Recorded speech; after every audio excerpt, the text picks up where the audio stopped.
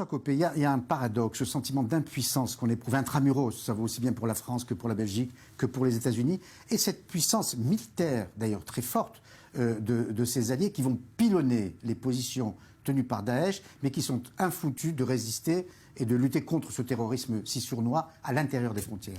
Oui, c'est ce que j'appelle la guerre asymétrique. Encore une fois, nous nous adressons à des ennemis qui n'ont pas les mêmes techniques de combat que l'armée classique qui envoie des troupes avec des chars. Et c'est tout le problème, c'est qu'il faut en réalité définir une nouvelle doctrine d'emploi des forces. Et je crois que c'est ça qui est en jeu. Et c'est la raison pour laquelle je reproche beaucoup au président de la République de ne pas suffisamment incarner le leadership que l'on attend.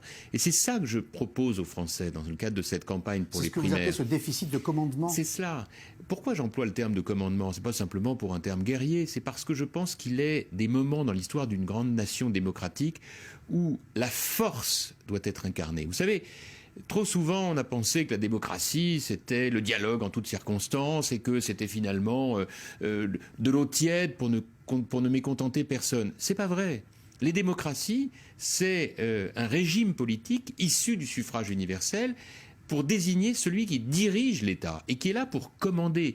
Or, la grande difficulté, c'est que face à la guerre dont nous parlons, il faut redéfinir complètement l'emploi des choses. Plus de moyens sur la sécurité, ça veut dire moins de moyens dans d'autres domaines, parce qu'on ne peut pas payer pour tout. Donc ça veut dire assumer qu'il faudra réduire un certain nombre de dépenses sociales, par exemple, voire de dépenses d'intervention économique. Ça tombe bien, je veux alléger les contraintes qui pèsent sur l'économie. Mais je crois vraiment qu'il faut comprendre que nous sommes rentrés dans une nouvelle étape pour laquelle le régalien est majeur. Donc, sécurité, justice, contrôle de l'immigration, mise en place d'une politique de lutte contre le communautarisme salafiste.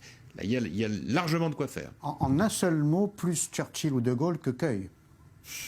Sans doute. Mais surtout, en tout cas, même s'il s'agit là de personnages immenses, l'idée que nous sommes là d'abord pour assumer l'esprit de décision. Vous savez, j'ai fait mienne une formule très triviale, mais qui dit tout, Jacques Chirac, quand il dit un chef, c'est fait pour cheffer. Mais je crois qu'il avait raison.